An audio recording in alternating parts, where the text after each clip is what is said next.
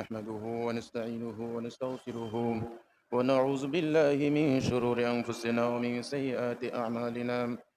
من يهد الله فلا مضل له ومن يضلله فلا هادي له.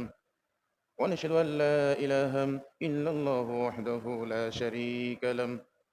ونشهد أن محمدا عبده ورسوله الذي أرسله بالحق بشيرا ونذيرا وداعيا إلى الله بإذنه وسراجا وقمرا منيرا. فقد قال الله تعالى في كلامه المجيد وفرقانه الحميد: أعوذ بالله من الشيطان الرجيم. بسم الله الرحمن الرحيم. ربنا إني أسكنت من ذريتي بواد غير ذي زرع عند بيتك المحرم ربنا ليقيموا الصلاة فاجعل أفئدة من الناس تهوي إليهم وارزقهم من الثمرات لعلهم يشكرون. فقال النبي صلى الله عليه وسلم: الحج المبرور ليس له الجزاء إلا الجنة، أو كما قال عليه الصلاة والسلام. وقال تعالى في حبيب شأنه: إن الله وملائكته يصلون على النبي يا أيها الذين آمنوا صلوا عليه وسلموا تسليما. اللهم صل على سيدنا مولانا محمد وعلى آله।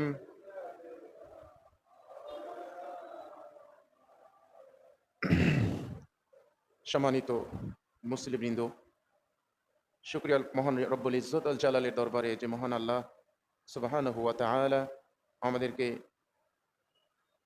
জিলকাদ মাসের পবিত্র জুমাবারের দিনে অত্র এলাকার অনেকগুলো মানুষ থেকে বাছাই করে তার এই গৃহে আসার সুযোগ দিয়েছেন। সেই মনিবের দরবারে শুকরিয়া জানাই, বলে আলহামদুলিল্লাহ। সবাই বলি ইয়া রব্বি লাকাল হামদু কামা ইয়ানবাগি লিজালালি ওয়াজহিকা ওয়া আযীমি সুলতানিক। ইয়া রব্বি, হে আমার প্রভু, লাকাল হামদ, তোমার জন্য সমস্ত প্রশংসা। লাকাল হামদ, ইয়া রব্বি লাকাল হামদ কামা ইয়ানবাগি, যেমন প্রশংসা তুমি পছন্দ করো। লি জালালি ওয়াজিক, তোমার শানে, পবিত্র শানে যেরকম প্রশংসা দরকার ওই রকম প্রশংসা করছি। জালালি ওয়াজিক ওয়া আযীমি সুলতানিক, তোমার মহান এই রাষ্ট্র ব্যবস্থাপনায় যতটুকু প্রশংসা করলে তুমি খুশি হবে অতগুলো করলাম। সুবহানাল্লাহ বিহামদি। এই এই তাসবির যে অর্থ, এটা মারাত্মক অর্থ। প্রিয় উপস্থিতি, আল্লাহ নবী যতগুলো তাসবিহ শিখাইছেন গুরুত্বের সাথে, তার ভিতরে তাসবিহটি অত্যন্ত গুরুত্বের সাথে সাহাবীদেরকে শিক্ষা দিয়েছেন। অল্পতে অনেক সওয়াব অর্জিত হয়। তো ভাই বলেছেন এটার অর্থ, হ্যাঁ অর্থ জানা দরকার আছে। জি জি। আমরা গত জুমাতে আপনাদের কাছে হজ বিষয়ে আপনাদেরকে আলোচনা করেছিলাম। কারণ এই যে বিশাল একটি ইবাদত চলছে, আল্লাহ কোরআনে বলছে আল হাজ্জু আশরুম মালুমাত, হজ কয়েকটি মাসে সংগঠিত হয়। রমজানের পর শাওয়াল, জিলকাদ, জিলহাজ, এই 3 মাস ধরে কার্যক্রমগুলো চলে। মূল কাজ যদিও জিলহাজে শুরু হবে, কিন্তু এই কার্যক্রমগুলো বেশ কিছুদিন ধরে চলে। এই জন্য আল্লাহ কোরআনে বলছে আল হাজ্জু আশরুম মালুমাত, হজের কার্যাবলী কয়েকটি মাসের মধ্যে। তো আমরা হজের আলোচনা শুরু করেছি গত জুমাতে। এর আগেও যদিও কোরআন বিষয়ক আমরা বেশ কিছু আলোচনা করেছি আপনাদের মাঝে। কোরআন শিক্ষার গুরুত্ব, তাৎপর্য, কোরআন পড়ার দরকার আমাদের, কোরআন না পড়লে কি হয়, এই বিষয়গুলো আপনাদেরকে আমরা একটু বোঝানোর চেষ্টা করেছিলাম। প্রিয় উপস্থিতি, তো এই পৃথিবীতে এই হজ ব্যবস্থাপনার তিনজন ব্যক্তিকে আল্লাহ হাইলাইট করেছেন। হাইলাইট করেছেন কয়জন ব্যক্তিকে? তিনজন ব্যক্তিকে। তিনজন মানুষের সংগ্রামী জীবনকে তিনি তুলে ধরেছেন। কেন? এই সংগ্রামী মানুষগুলোর জীবনী স্মৃতিচারণ করে নিজের ভিতরে এই সংগ্রামী মানুষদের যে ঈমান, তাদের যে চেতনা, এগুলো যেন ভিতরে ঢোকা যায়। ঠিক না বেঠিক? আল্লাহ একটা কাজ এমনি করেন না, একটু রহস্য থাকে। এই যে হজ সম্পাদনার বিষয়টি আল্লাহ তাআলা তিনজন ব্যক্তিকে কেন্দ্র করে করেছেন। তিনজন ব্যক্তিকে কেন্দ্র করে হজ ব্যবস্থাপনার কাজগুলো আল্লাহ সুবহানাহু ওয়া তাআলা করেছেন। একজন নাম হচ্ছে ইব্রাহিম আলাইহিস সালাতু ওয়াস সালাম, একজনের নাম ইসমাইল আলাইহিস সালাতু ওয়াস সালাম, আর একজনের নাম বিবি হাজেরা আলাইহিমাস সালাতু ওয়াস সালাম। ঠিক না বেঠিক? হাজী সাহেবরা এই আমাদের আম্মাজান হাজেরা যেভাবে দৌড়াইছেন ছাপা মারা, ঠিক ওইভাবে দৌড়ায়। ঠিক না বেঠিক? যেভাবে ইব্রাহিম আলাইহিস সালাম মিনায় কোরবানি করেছেন, ঠিক ওইভাবে এখনো হাজী সাহেবরা কোরবানি করেন। ঠিক না বেঠিক? আমরাও যারা যেতে পারি না এখানেও কোরবানি করি। স্মৃতিচারণ কিন্তু ওই তিনজনের, ওই ইব্রাহিম আলাইহিস সালাম, ওই ইসমাইল আলাইহিস সালাম, ওই বিবি হাজেরা আলাইহিমাস সালাতু ওয়াস সালাম, তাদের স্মৃতিচারণগুলো কিন্তু এই হজ। আমরা তাদের ইতিহাস আপনাদের কাছে কিঞ্চিত তুলে ধরেছি, যদিও সময়ের অভাবে বলা সম্ভব হবে কিনা জানি না। গত জুমায় আমরা বলেছি আপনাদের মাঝে মুসনাদে আহমদের 9241 নম্বর হাদিস এবং বুখারীতে এসেছে 2217 নম্বর হাদিস আপনাদেরকে মাঝখানে আটকাই দেওয়া হয়েছিল। অর্থাৎ এই হজ সম্পাদনের কাজগুলো কিভাবে ইব্রাহিম আলাইহিস সালাম কাবা ঘর আবিষ্কার করলেন, তার এই সূচনাতে আমরা শুরু করেছি যে ইব্রাহিম আলাইহিস সালামের পরীক্ষা শেষ ছিল না, আল্লাহ তাআলা অনেকগুলো পরীক্ষা করেছেন। আর পরীক্ষার পরে তিনি গোল্ডেন প্লাস পেয়েছেন, ফার্স্ট ক্লাস ফার্স্ট হয়েছেন, সেজন্য আল্লাহ তাকে এই বড় জায়গায় নিয়ে এসেছেন। ঠিক না বেঠিক? আজকে একটা বিভাগ, একটা হজ, একটি ইবাদতের একটা মনে হয় যে চেয়ারম্যান বানাই দিয়েছেন তাকে, এই ডিপার্টমেন্টের প্রধান তাকে বানিয়ে দিয়েছেন। তো এই যে এই এই এই আসনে আসার জন্য তাকে তো অনেক পরীক্ষা দিতে হয়েছে। মানে এই সম্মানের চেয়ারে, এই সম্মানের জায়গায় যেতে গেলে অনেক পরীক্ষার প্রয়োজন আছে না নেই? এটা আপনাকে কিন্তু বুঝতে হবে। ইব্রাহিম আলাইহিস সালাম যে সম্মানের আসনে বসেছিলেন তাকে কিন্তু অনেক পরীক্ষা দিতে হয়েছে। আমরা তার সন্তান, আমাদের ওই সম্মানের জায়গায় যেতে হবে এবং পরীক্ষার সম্মুখীন হতে হবে। আপনাদের মনে আছে যে ইব্রাহিম আলাইহিস সালামের অনেক পরীক্ষার ভিতরে একটা পরীক্ষা ছিল দুর্ভিক্ষ দিয়ে তাকে পরীক্ষা করা, না খাওয়ানো। একজন নবী এবং তাকে সুপ দেওয়া হয়েছে, একজন জলিলুল কদর পয়গম্বর, তাকে আল্লাহ খলিল উপাধি দিয়েছেন, তাকে না খেয়ে কত মানে না খাওয়ার যে কষ্ট তাকে দেওয়া হয়েছে, এই কষ্ট সহ্য করতে না পারে তিনি বাধ্য হয়ে মিশর সফর করেছিলেন। মনে আছে আপনাদের? যেটা এই হাদিসটা বলেছিলাম বুখারীতে 2217 নম্বর হাদিস। আর মিশরের বাচ্চা ছিল লম্পট চরিত্রে, ঠিক আছে তো আপনাদের? এই বাচ্চার যাদের খারাপ চরিত্রের অধিকারী ছিলেন, সুন্দরী নারী হলে নিজে সেখানে নিজের উপভোগের জন্য সেখানে রেখে দেন। তো আপনারা জানেন সেই পরীক্ষা চলছে ইব্রাহিম আলাইহিস সালামের আরেকটি পরীক্ষা, সাথে পরীক্ষা চলছে বিবি সাহারার। বিবি সাহারার পরীক্ষাও নিচ্ছেন, কারণ তিনি তো বড় ব্যবসায়ীর মেয়ে ছিলেন, সওদাগরের মেয়ে ছিলেন। নবীর স্ত্রী হয়ে কষ্ট করে থাকেন, কষ্ট সহ্য করে নবীর গৃহে থাকতে চান, নাকি এই যে প্রতাপশালী বাদশার এই বিভিন্ন রাজমহলের সৌন্দর্য দেখে ভুলে গিয়ে, নবীকে ভুলে গিয়ে এই বিশাল ধন সম্পদকে বেছে নেন? ঠিক না বেঠিক? ইব্রাহিমের পাশাপাশি, ইব্রাহিম আলাইহিস সালামের পাশাপাশি বিবি সারার পরীক্ষা নেওয়া হচ্ছে, যার কারণে আপনাদের মনে আছে যে সেই রাজার এই পাক বাহিনীর খপ্পরে পড়ে শেষ পর্যন্ত বিবি সারা কোথায় ছিলেন? রাজার একবারে একান্ত গৃহে, আর ইব্রাহিম আলাইহিস সালাম ছিলেন আর এক বন্দি খাঁচায়। দুজনেই ছিলেন ইবাদতে মগ্ন। বিবি সারা তো আপনারা জানেন বিশ্বের যত সুন্দরী নারী ছিল তার মধ্যে নাম্বার 1। এত সুন্দরী ছিলেন, এই সুন্দরী রমণী তিনি এখন বাদশার একান্তে গৃহে, তিনি বাদশার কাছে চেয়েছিলেন আমাকে একটু পানি দেন। বাদশা বললে তুমি কি নামাজ পড়বে? বলছে হ্যাঁ আমি নামাজ পড়ব। নামাজ পড়লেন, কারণ মানুষের কোনো ইচ্ছা থাকলে তাকে তো পূরণ করতে হয়। তাকে সুযোগ দিলেন। এখানে যেখানে বলছে আল্লাহ নবী যে তখন তিনি প্রবেশ করলেন, তিনি উজু করলেন, 2 রাকাত নামাজ পড়লেন, নামাজ পড়ার পরে দুহাত তুলে দোয়া করছেন বিবি সারা। আল্লাহুম্মা ইন কুনতা তা'লাম ইন্নী আমানতু বিকা ওয়া বিরাসূলিকা ওয়া আহসানতু ফারজি আলা যাওজি ফালা তুসাল্লিত আলাইয়াল কাফির। আল্লাহু আকবার। এই দোয়াটা করেছেন বিবি সারা। আল্লাহ, ইন কুনতা তা'লাম ইন্নী আমানতু বিকা, তুমি যদি জেনে থাকো যে আমি তোমার প্রতি ঈমান এনেছি, ও বিরাসূলিকা, তোমার রাসূলের প্রতি ঈমান এনেছি, ওয়া আহসানতু ফারজি আলা যাওজি, আমার লজ্জাস্থানকে কেবলমাত্র আমার স্বামীর জন্য ওয়াকফ করে দিয়েছি, তুমি এগুলো সব জানো। ফালা তুসাল্লিত আলাইয়াল কাফির, সুতরাং আজকের দিনে এই কাফেরকে আমার উপর বিজয়ী করে দিও না। সুবহানাল্লাহ বলেন। নামাজ শেষে দোয়া করছেন বিবি সারা। আল্লাহ কি দোয়া কবুল করবেন তো? কি বলেন? মুমিনদেরকে আল্লাহ সাহায্য করেন না করেন না? করেন।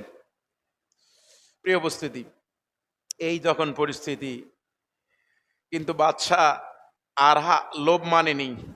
তার এই দুয়ার ফাঁক দিয়েই বিবি সারার দিকে এগিয়ে যাচ্ছেন, কাছাকাছি গেছেন। এখানে হাদিসে বলছে যখন হাত ধরবেন ভাব, ধবাস করে পড়ে গেছেন এবং বিশাল আকারে গঙ্গানি শুরু করে দিয়েছেন। সুবহানাল্লাহ বলেন। গঙ্গানি শুরু করছে, মরার উপক্রম, এখন স্পর্শ করেননি। এক এক গঙ্গানি শব্দ। বিবি সারা আবার দোয়া করছেন, আল্লাহ তো মরে যায় মনে হয়, যদি মরে যায় তাহলে বিপদ আমারই হবে। বলছে এই মহিলাই মারছে। কথা বলেন ঠিক না ঠিক? একটা হলো চাইলাম যে আমাকে এই কাফেরকে আমার উপর বিজয় করো না, দোয়া করলাম, দোয়া কবুল করলাম। এই যেভাবে গোঙানি শুরু করছে তো কয়েক মিনিটে মারা যাবে, যদি মারাও যায় তাহলে বিপদ আমার আবার উপর, আবার আমাকে মার্ডার কেসের আসামি হাজতে যেতে হবে। আবার দোকানে আল্লাহ কম্পাকে মারিও না, ভালো করলেন, ভালো করেন। আবার নিজের বিছানায় গেলেন, আবার তার সৌন্দর্যের দিকে আবার এমন আকর্ষণ সৃষ্টি হলো, আবার তার দিকে গেলেন, তার কাছাকাছি গেছেন, ধরবেন, আবার ধপাস করে পড়েছেন, আগে যে এরকম পড়ছে তাসির ডবল আকারে। সুবহানাল্লাহ বলবেন না? আপনার মনে করেন আল্লাহর সাহায্য আছে না? আছে না? পড়ে গেলেন, আবার গুনগানি আওয়াজ আগের চেয়ে বেশি, আবার দোয়া করলেন, আল্লাহ যদি মারা যায় তো বিপদ আমারই। আবার ভালো করে দিলেন আল্লাহ তার দোয়ায়। তৃতীয়বার এখানে হাদিসে বলছে সালাসা মাররাতিন, 3 বার গিয়েছিল, 3 বারেই যখন কাছাকাছি গিয়েছিলেন বিবি সারাকে ধরার ভাব, ঠাবাস করে পড়ে গেছেন এবং বিশাল বিকট আওয়াজে চিৎকার করছিলেন, মরার উপক্রম হয়েছিল। বিবি সারা আবার দোয়া করছেন, আল্লাহ কমপক্ষে তাকে মরার কাজটা মারিও না, আমি বিপদে পড়বো, আমাকে বিপদে ফেরো না। আল্লাহ তাআলা তাকে তার দোয়া কবুল করেন, বাঁচিয়ে যান। কোরআন শরীফে আল্লাহ সুবহানাহু ওয়া তাআলা উল্লেখ করেছেন, লা ইয়াদুরকুম মান দাল্লা ইযা হাতাদাইতুম। কোরআনে কারিমে 5 নম্বর সূরা মায়েদার 105 নম্বর আয়াতে আল্লাহ উল্লেখ করেছেন, লা ইয়াদুরকুম মান দাল্লা ইযা হাতাদাইতুম। যারা গোমরাহী, যারা পাপাচারী, যারা দুশ্চরিত্রবান, এরা তোমার কখনোই ক্ষতি করতে পারে না যদি তুমি সঠিক পথের উপর স্থির থাকো। তার কথা, লা ইয়াদুরকুম, তোমার ক্ষতি করতে পারবে না। মান দাল্লা, যারা গোমরাহ, যারা পথভ্রষ্ট, যারা পথহারা, তারা তোমার কোনো ক্ষতি করতে পারবে না। ইযা হাতাদাইতুম, শর্ত যদি হেদায়েতের উপর তুমি থাকো, খাঁটি পথের উপর থাকো। সুবহানাল্লাহ বলেন। বলেন তো বিবি সারা কি খাঁটি না অখাঁটি? খাঁটি পথের উপর। এখানে আল্লাহ সাহায্য করেছেন। এরপরে বললেন ঠিক আছে, তার পাক পেয়াদাদেরকে বললেন, এই তোমরা কি কোন জিন শয়তান আমার কাছে এনেছো? এ তো মানুষ না, এ তো জিন। ও তো হাতে নাতে দেখেছে। এখানে মনে হয় আল্লাহর খাস ওয়ালি ছিল কে? বিবি সারা। ঠিক না ঠিক? মনে হয় ডাইরেক্ট সাহায্য আল্লাহর আরশ আজিম থেকে সরাসরি পৌঁছে গেছে। বাচ্চা তো হাতে নাতে সব দেখেছে, সেই জন্য বলছে তুমি কোন শয়তান, কোন জিন মহিলাকে আমার কাছে নিয়েছে, যে ভাগাও এখান থেকে, ওর স্বামীর কাছে নিয়ে যাও। আর এক কাম করো, ভিতরের ঘটনা তো আর বলা যাবে না, বলা যাবে কি ঘটনা ঘটছে? ঠিক আছে, আমি একে পুরস্কার দিলাম, একটা রমণীকে পুরস্কার দিলাম। বিবি হাজরা আছে না আমার এক দাসী, ওকে এর খেদমতগার হিসেবে বানায় দাও, খাদেমা বানায় দাও। সুবহানাল্লাহ বলেন। আর 2টা উট বোঝাই করে যত খাবার দরকার 2জনকে খাবার বোঝাই করে পাঠায় দাও তাদের দেশে। সুবহানাল্লাহ বিহামদি। বুঝতে পারলেন? দুর্ভিক্ষের কবলে পড়েছিলেন ইব্রাহিম এবং বিবি সারা। দুর্ভিক্ষ থেকে বাঁচার জন্য এসেছেন, এসে এক খপ্পরে পড়েছিলেন, কিন্তু খপ্পরকে সাহায্য বানিয়েছেন কে? এখন বিবি সারাকে, বিবি হাজেরাকে উপহার নিয়ে, পুরস্কার নিয়ে চলে যাচ্ছেন। মাঝখানে স্বামীর কাছে গেলেন, তিনিও ইবাদতে মত্ত, বললেন বাইর হও। 2টা উট বোঝাই করা খাবার সাথে বিবি হাজরাকে নিয়ে ছুটছেন। মাঝপথে গল্প হচ্ছে, একান্ত ঘরে কি ঘটনা ঘটছে এগুলো সব খোঁজ গল্প হচ্ছে। সুবহানাল্লাহ বলবেন না? ইব্রাহিম আলাইহিস সালাম আল্লাহু আকবার বলছেন যে তুমি চলে যাওয়ার পরে আমি ইবাদতে মগ্ন, কারণ আমার স্ত্রী এখন বাদশার কাছে। দোনো পার্টির দোয়া কবুল করছেন কে? পুরস্কার পাইলেন, বিবি হাজরাকে নিয়ে আসলেন। আবার বাবেল শহরে আল্লাহ তাআলা একটা সন্তান দিলেন তার গর্ভে। সন্তানের নাম কি? কথা বলেন। ইসমাইল আলাইহিস সালাতু ওয়াস সালাম। 1 বছরের মাথায় সন্তান পাইলেন, কিন্তু আর এক পরীক্ষা শুরু। বললেন এখানে রাখা যাবে না, ওকে রেখে আসো। এখান থেকে বহুদূর জনমানবহীন এক এলাকায় রেখে আসো। ওইখানে আমার কাবা ঘর মাটির নিচে চাপা পড়ে আছে। সুবহানাল্লাহ বলেন। নূহ আলাইহিস সালামের প্লাবনের পরে কাবা ঘর মাটির নিচে চাপা পড়ে আছে, মাটির নিচে দাপন হয়ে আছে। এটাকে আবিষ্কার করতে হবে। তোমার এই স্ত্রী সন্তানকে রেখে আসো, মক্কার সে জনমানবহীন এলাকায় রেখে আসো। 86 বছরের মাথায় একটা পাইলেন সন্তান। আবার শুরু হচ্ছে আর এক পরীক্ষা। এই পরীক্ষাও কি ফেল করা যাবে? ফেল করা যাবে? ফেল করলেন না, ঠিক আছে পরীক্ষা। এই বাচ্চাকে নিয়ে আবার চললেন এই মরুভূমির পথ বেয়ে। কোথায়? বাবেল। সেই বাবেল থেকে কেনান, সেখান থেকে মক্কাতুল মুকাররমা, সেই মরুভূমির উঁচা নিচা পথ। কি কষ্ট করে তারা আবার সেখানে গেলেন, রেখে চলে আসতেছেন। এখানে তাফসিরে বলছে কিছু খেজুর, কোন বর্ণনা আছে কিছু রুটি, 1 মশক পানি ছিল। রেখে যখন আসতেছিলেন, আর বিবি হাজেরা দন্দন করে দৌড়ে যাচ্ছেন, বলছেন আচ্ছা শোনো, তুমি যে আমাকে এখানে রেখে যাচ্ছ, ইয়া ইব্রাহিম আইনা তাযহাব। বুখারীতে 3184 নম্বর হাদিস এটি। যখন তাকে মক্কা এই জনমানবহীন জঙ্গলে রেখে যাচ্ছেন, বিবি হাজরা বলতেছেন ইয়া ইব্রাহিম আইনা তাযহাব, ইব্রাহিম তুমি কোথায় যাচ্ছ? ওয়া তারাকনা বিহাযাল ওয়াদি, এই উপত্যকা আমাদেরকে রেখে যাচ্ছ। লাইসা ফিহি ইনসানুন ওয়ালা শাইউন, যেখানে নাই কোনো মানুষ, নাই কোনো কিছু। ইব্রাহিম জবানিতে কোনো কথা নাই, কলিজা ফেটে কান্না, কিন্তু শব্দ নাই মুখে, কিচ্ছু বলতে পারতেছেন না, তার ভাষা নাই, কি বলবেন তিনি?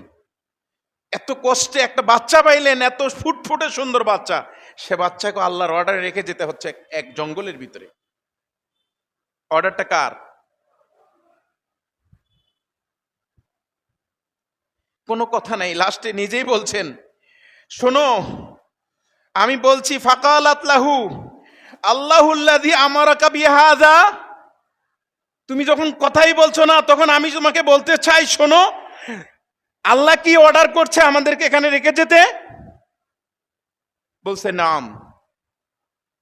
একটা বিকট শব্দ, একটা আওয়াজ আসলো, বলছে হ্যাঁ। কত নিঃশ্বাস ছিল, কত ক্রন্দল ছিল, কত বেদনা ছিল নাম শব্দের ভিতরে, আল্লাহ জানে আর তিনি জানেন। বলছে হ্যাঁ। তখন বিবি সারা নিজে বলছেন, কি বলছেন? ইযান লা ইউদাইউনা, তাহলে তুমি চলে যেতে পারো, মালিক আমাদেরকে ক্ষতি করবে না। কেমন ইমানদার মানুষ ছিলেন, খেয়াল করছেন? কেমন ইমানদার মানুষের ঘরে কেমন ইমানদার বউ। ইদান, তাহলে লা ইউদাইউনা, তাহলে আল্লাহ আমাদেরকে কষ্টে ফেলবেন না, তুমি যেতে পারো। আপনারা জানেন এই যে শুরু হলো এই কাবা ঘরের আবিষ্কার। আজকে হাজী সাহেব রাজ করতে যাচ্ছেন, সেখানে রেখে আসলেন। এই 1-2 দিনের মাথায় পানিও শেষ, খাবারও শেষ, বাচ্চা দুধ পাচ্ছে না, খাবার নাই, দৌড়াচ্ছেন কোথায়, এদিকে যায় সেদিকে দেয়, ছাপা মারোয়া 7 বার দৌড়েছেন এই মা। বাচ্চাকে পানি পান করাইতে হবে, মুখ শুকায় যাচ্ছে, ফেনা আসতেছে, পানি কোথাও পাচ্ছেন না।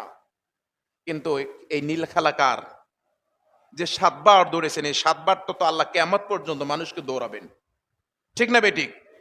আল্লাহ তো এই আম্মাজান যেভাবে দৌড়িয়েছেন, যেভাবে রমল করেছেন, ঠিক ওইভাবে দৌড়ানোর কিয়ামত পর্যন্ত একটা স্মৃতি করে রাখবেন। এটা তো আল্লাহ তো একটা একটা একটা স্থায়ী করে রাখতেছেন এই তার দৌড়ের দৃশ্যটাকে। সপ্তমবারে দেখছেন তার বাচ্চার পায়ের নিচ দিয়ে কি যেন পানি বার হচ্ছে, দৌড়ে আসলেন, এসে দেখলেন হায় সর্বনাশ, পানি মরুভূমি বেয়ে উপসে পড়ে যাচ্ছে। সুবহানাল্লাহ। চতুর্পাশে আইল দিলেন, আইল বুঝেন, বালু দিয়ে আইল আইল দিচ্ছেন, পায়ের দগদগনিতে আল্লাহ তাআলা মায়ে জমজম তৈরি করে দিয়েছেন। সুবহানাল্লাহ। আজকে মায়ে জমজম পাচ্ছেন। আপনারা জানেন কিভাবে আবিষ্কার হলো? এই ইব্রাহিম আলাইহিস সালামের, ইসমাইল আলাইহিস সালাম পায়ের খোঁচাতে আল্লাহ তাআলা মায়ে জমজম আবিষ্কার করলেন। কারণ তিনি জানেন এই জায়গায় কাবা ঘর লুকায়িত হয়ে আছে, এই কাবা ঘর চাপা পড়ে আছে। নূহ আলাইহিস সালামের প্লাবনে 40 ফুট পানি উপরে উঠেছিল, কারণ তার কাবা ঘর মাটির নিচে দাপন হয়ে আছে। এটা আবিষ্কার করতে হবে, আর আবিষ্কার করবেন এই ইসমাইলকে, হাজরাকে দিয়ে এবং ইব্রাহিমকে দিয়ে। এখন পানি এই দেখে পানি খাইলেন, সে পানিতে খাওয়ার কত কত মানে তার তার তৃপ্তি, তার ক্ষুধা, তার স্বাদ, কত শক্তি, আর সব কিছু পেয়ে গেলেন। খাবারের সব শক্তি পানির ভিতরে পেয়ে গেলেন। সুবহানাল্লাহ বলেন। একদল পথিককে তারা পথ হারিয়ে খুঁজছিলেন, লাস্টে কোথায় যাবেন কিভাবে যাবেন খুঁজতে পারছিলেন না, দেখলেন এক জায়গায় পানি। এই পানি দেখে তাদের খুশির ঠিক ঠিকানা ছিল না। বললেন যে ঠিক আছে, আপনার তো পানির মালিক আপনি, আমরা এখানে বসতি করতে চাই, বিনিময়ে আপনাকে টাকা দিয়ে পানি কিনবো আমরা, আপনি কি দিবেন? সুবহানাল্লাহ বলবেন না? কিভাবে পানির ব্যবসা শুরু করতে হয়, একটা পরিবারকে তো চালাতে হবে, স্বামী তো নাই, একটা বাচ্চাকে এ আল্লাহ তাআলা ফুরা জমজমের মালিক বানিয়ে দিলেন কাকে? বিবি হাজরা, ইসমাইল আলাইহিস সালামকে। এইভাবে লোকালয় তৈরি হলো, চতুর্পাশে পানি বিক্রি করলেন, বড় হয়ে গেলেন। বাস কিছুদিন পর আবার পরীক্ষা, স্বপ্নে দেখানো হলো ইব্রাহিম আলাইহিস সালামকে, যাও। স্বপ্নে দেখলেন তিনি জবাই করতেছেন, আর একবার দেখলেন জবাই করতেছেন। প্রিয় জিনিস জবাই করো, মনে করলেন প্রিয় জিনিস জবাই করব। পরে আরেক স্বপ্ন দেখলেন তার সন্তানকে জবাই করছেন। এবার চলে আসলেন একবারে সেই বাবেল থেকে, আবার চলে আসলেন। কোন বর্ণনায় 7 বছর পর, কয় বছর? 7 বছর, কোন বর্ণনায় 9 বছর। এই 7 বছর 9 বছরে সন্তানের মুখ দেখলেন, আবার চলে আসলেন। সন্তানের মুখ তো দেখার দূরের কথা, এবার সন্তানের মুখ দেখার পাশাপাশি জবাইয়ের অর্ডার। খেয়াল করছেন? এতদিন পর একটা সন্তান দিলেন, সেখানে আবার 7 বছর পর একটা স্বপ্ন দেখালেন, সন্তান জবাই করতেছেন। যেটা আল্লাহ সুবহানাহু ওয়া তাআলা সূরা সাফের 102 নম্বর আয়াতে উল্লেখ করেছেন। ফালাম্মা বালাগা মাআহু সা'য়া ক্বালা ইয়া বুনাইয়া ইন্নী আরা ফিল মানামি আন্নী আযবাহুকা ফানজুর মাযা তারা। আল্লাহু আকবার। স্বপ্নে দেখানো হয়েছে, আল্লাহ যা বলছেন সেটাই ঠিক, বাড়িয়ে বলা অনুচিত। যখন তিনি সায়া, ফালাম্মা বালাগা মাহু সায়া, যখন দৌড়দৌড়ি করা শিখলেন, দৌড়দৌড়ি সে তো 7 বছরই করে। এখানে দেখবেন তাফসীর ইবনে কাসির সহ বলছে 7 সানাওয়াত, তিনি যখন 7 বছর উপনীত হলেন, তিনি স্বপ্নে দেখলেন যে তার সন্তানকে তিনি জবাই করতেছেন। চলে আসলেন সেখানে, বাচ্চাকে নিলেন, বললেন বাবা আমি স্বপ্নে দেখেছি আমি তোমাকে জবাই করতেছি। কি বলো? ফাংজুর মাজা তারা, তুমি কি মনে করো? বলছে ইয়া আবাতি ফাল মা তুমার সাজাতিজুনি ইনশাআল্লাহু মিনাস সাবিরিন। আল্লাহু আকবার। যেমন বাপ তেমন সন্তান, বাপ কা বেটা। বলছে আমার শ্রদ্ধাভাজন পিতা, ইয়া আবাতি বলছে, ইয়া আবি মানে পিতা, আর ইয়া আবাতি মানে ও সম্মানিত শ্রদ্ধাভাজন পিতা। এ দেখেন বাবাও সুন্দর নাম ধরে ডাকছেন, ইয়া ইবনি মানে হে ছেলে, আর ইয়া বুনাইয়া মানে হে আমার আদরের সন্তান। খেয়াল করছেন আপনি? এখানে পিতা পুত্রের শিক্ষা দেওয়া হচ্ছে। একজন পিতা সন্তানকে আদর মাখা কণ্ঠে ডাকবে, এটাই স্বাভাবিক। আপনি কোনো গুরুত্বপূর্ণ কাজে তাকে আদর মাখা কণ্ঠে ডাকলে সে কাজটা তাড়াতাড়ি ওই কাজটাতে রাজি হবে। ইয়া বুনাইয়া, হে আমার আদরের সন্তান, আমি স্বপ্নেই দেখেছি।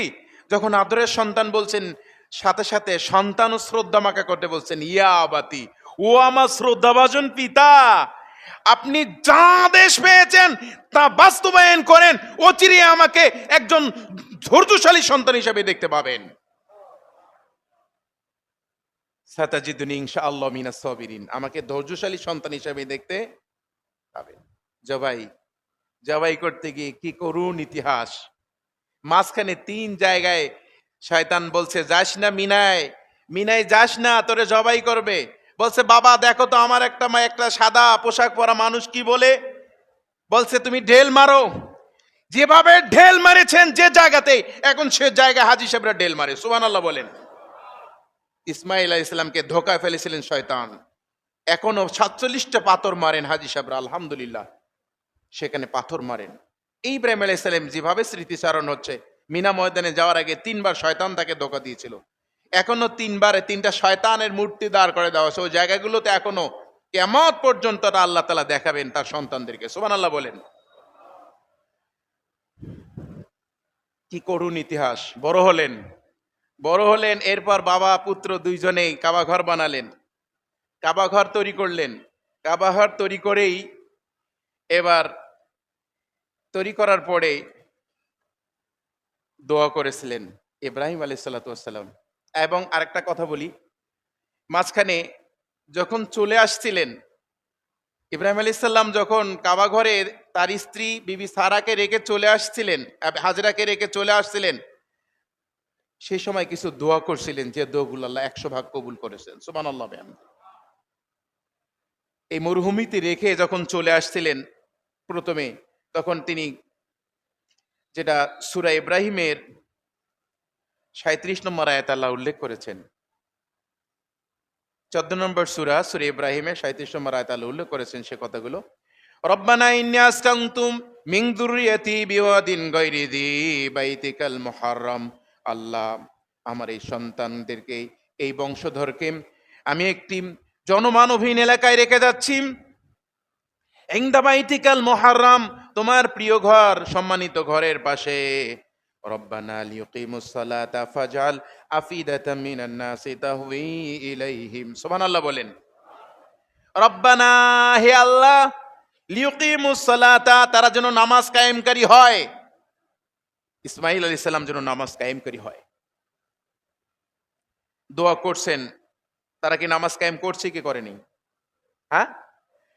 এরপরে বলছে, ফাজাল আফিদাতাম মিনান নাসি তাহওয়ি ইলাইহিম, সব মানুষের মনগুলো তাদের দিকে ধাবিত করে দিও। পৃথিবীর সব প্রান্তের মানুষের মনগুলো এই ইসমাইল এবং হাজেরার দিকে ধাবিত করে দিও। ওই যে দোয়া করেছেন, কিয়ামত পর্যন্ত চুম্বকের মতো তামাম পৃথিবী থেকে মানুষগুলো কাবা ঘরের দিকে একত্রিত করছেন। দোয়া করছিলেন, আল্লাহ পৃথিবীর সব প্রান্তের মানুষগুলো তাদের দিকে ধাবিত করে দিও। সেই দোয়া কত বছর আগে করেছিলেন। এখন পর্যন্ত বাংলার প্রান্তে বসে 5-6 লাখ টাকাকে ফেলে দিয়ে ছুটে চলছে। দোয়ার অ্যাকশন কার? ইব্রাহিম আলাইহিস সালাম। যে দোয়াটা করেছিলেন সে দোয়া কবুল। সমস্ত মানুষের অন্তরগুলোকে তাদের দিকে ধাবিত করে দিও। ওয়ারযুকহুম মিনাস সামারাত, আল্লাহ তাদেরকে ফল ফলাদি দিয়ে রিজিক দিও। সৌদি আরবে প্রধান খাবার কি বলেন? হ্যাঁ, আমাদেরকে 1000 ফল দেওয়ার পরে বলবেন যে 1 প্লেট লবণ ভাত নিয়ে আসেন। ঠিক না ভাই? ঠিক। আপনি 1000 আঙ্গুর খান, আপনি আপেল খান, 1 প্লেট ভাত ছাড়া আপনার ঘুম ধরবে? আপনি সৌদি আরবের মানুষকে আপনি 1000 কিছু বাঙালি খাওয়ার খাওয়ান, লাস্টে বলবে 1 প্লেট ফল নিয়ে আস। আল্লাহ দোয়া করেছেন, ওয়ারযুকু মিনাস সামারাত, আল্লাহ তাদেরকে তুমি ফল ফলাদি দিয়ে রিজিক দিয়ে দাও। সুবহানাল্লাহ বিহামদি। ফল ফলাদি তাদেরকে রিজিক দিচ্ছেন। লাআল্লাহুম ইয়াশকুরুন, আল্লাহ তারা যেন শুকরগুজার হয়, তারা যেন কৃতজ্ঞ হয়। কৃতজ্ঞ না হয়, সৌদি আরবে যান, যারা হাজী সাহেবরা যান, তারা মেহমানদারির অবস্থা দেখেছেন। হাজী সাহেবরা বলে যে আমাদের কোনো খাবার লাগে না। কোন দিক দিয়ে বলে? হঠাৎ করে এক ট্রাক খাবার নিয়ে বলছে আপনার দস্তরখানা বেঁচে দিয়ে বলে বসেন। হাজী সাহেব এখানে আসেন না নাই? অনেক হাজী সাহেবের কাছে আমি শুনেছি কোন দিক দিয়ে খাবার আসে, কিভাবে ফল ফলাদি আসে, খেয়ে শেষ করা যাচ্ছে না। সুবহানাল্লাহ বলেন। এই রিজেকের প্রাচুর্য দিয়েছে আল্লাহ সুবহানাহু ওয়া তাআলা, তারা শুকরিয়া করতে জানে, তারা শুকরিয়া করতে জানে, আমাদের মতো কৃতজ্ঞ তারা নয়। আমার এক ভাই ছিল, উম্মুল কোরআন ইউনিভার্সিটি পড়তেন। তো তাদের দেশের এক বন্ধু ছিল সৌদি আরবের। তো কথায় কথায় মাঝে মাঝে একটু গুতা মারতেন, কয় হায়াক আল্লাহ, আল্লাহ তোরে হেফাজত করুক। আর একবার গুতা মারছেন, কয় বারাক আল্লাহ ফি হায়াতিক, আল্লাহ তোর জীবনে বরকত দেখ। আবার একটা গুতা মারছেন, রাইয়াক আল্লাহ, আল্লাহ তোরে রক্ষণাবেক্ষণ করুক। আবার গুতা মারছেন, কোন হাফেজাক আল্লাহ, আল্লাহ তোরে হেফাজত করুক। আল্লাহু আকবার। 4 বার গুতা মেরেছে, 4 বার 4টা দিন মুখ দিয়ে শুধু দোয়া বার হয়েছে। আপনি কি বুঝতেছেন কথা? তাদের মুখ দিয়ে কি বার হয়? এখন বলতেছে লিমাদা ইউহাররিকনি মাররাতান মাররাতান, কেন তুমি আমাকে বারবার এভাবে গুতা মারছো? বলছে গুতা মারবো না, লাম্মা হাররাকতু আনতা তাদউনানি বিদুআই আল মাহফুজা, যতবার আমি তোকে গুতা মারছি অতবার সুন্দর সুন্দর দোয়া করছো তুমি আমার জন্য। আপনি কি বুঝতে পারতেছেন? আল্লাহ নবী দোয়া করেছিলেন তারা যেন শুকরগুজার বান্দা হয়, তারা শুকরগুজারি বান্দা কিয়ামত পর্যন্ত থাকবে। আর বাঙালির একটা গুতা মারেন, কি গাল পারে, গালের শেষ নেই। কত আপনি যতবার করবেন ততবার খারাপ গালি উচ্চারণ করে, যেগুলো ভাষা উচ্চারণ করা যাবে না। আবার দেখেন তাদের ভাষার দেখেন শব্দ চয়নটা কেমন। কয় কেমন আছেন, কয় যেমন দেখেন। কয় কেমন আছেন, কয় বাজার দর। কেমন আছেন, কয় না মরিয়া বাঁচিয়েছি। কেমন আছেন, কয় কোন রকম। সুবহানাল্লাহ বলবেন না? কেন নাউজুবিল্লাহ কন? আচ্ছা এগুলো কি শুকরিয়ার ভাষা? দেখছেন আপনি তাদের দেশের ভাষা দেখেন আর আমাদের দেশের ভাষা দেখেন, তারা প্রত্যেকটা গালি দিল, খারাপ করলো, আপনার জন্য দোয়া করে। আর এখানে জিজ্ঞাসা করছি ভাই কেমন আছেন, আলহামদুলিল্লাহ তো দূরের কথা, কয় যেমন দেখেন, সারো আমার কথা, না মরিয়ে বাঁচে আছে কোন রকম। এগুলো কি ভালো জিনিস? আর আপনি তো এখানে এই কথাগুলো বলছেন, একটা হয়তো সমস্যায় পড়ছেন, তাই আপনি হেমায়েতপুরে যান, পাবনার হেমায়েতপুরে পাগলা হাসপাতালে যা দেখেন, বেশি দূরে না, রংপুরে হাসপাতালে যা দেখেন, বেশি দূরে যাওয়া লাগবে না, সাফটানার এই যে মেজর সরকারি হাসপাতালে একটু যা দেখেন আপনার বয়সীর মানুষ কিভাবে শুয়ে স্যালাইনের উপর হয়েছে। কথা বলেন। হয়তো আপনি একটু পেরেশানিতে আছেন, তাই কেন আপনি আলহামদুলিল্লাহ মুখ দেওয়ার হচ্ছে না? আপনি হাজার সমস্যায় থাকবে, কেমন আছেন আলহামদুলিল্লাহ বলতে হবে আপনাকে, ঠিক না বেঠিক? আপনি কি ধরনের নাফরমানি কথা বলবেন? কি যেমন দেখেন, না মরিয়ে বাসে আছি, কোন রকম, বাজার দর, এগুলো সব নাফরমানি কথা। কথা বলেন। আপনার চাইতে হাজার বিপদের মানুষ হাসপাতালে দেখলে দেখা পাবেন, কেন আপনি এই ধরনের কথা বলবেন? তো সুতরাং তাদের আর আমাদের একটু পার্থক্য করে দেখেন, তারা কেমন শুকরগুজার। এই জন্য স্বর্ণের খনি কাদের দেশে? কথা বলেন। আপনি শুকরিয়া করতে জানেন না। বাংলাদেশে স্বর্ণের খনি আছে, কিন্তু ইমানের থাও পাচ্ছে না, ইমানটা নাফরমানিতে ভরে গেছে, জন্য তুলতে পারতেছি না। আল্লাহ তাদের ইমানের বহর বেশি, এজন্য মাটি খুললেই তারা সোনার খনি পায়। সুবহানাল্লাহ বলেন। তো ইমানটাকে একটু চেঞ্জ করেন, ইমানটা বহর বাড়ায় নেন। আমাদের ইমানটা খুব ছোট, আমাদের নাফরমানি ভরে গেছে, নাফরমানিতে আমরা ভরে গেছি।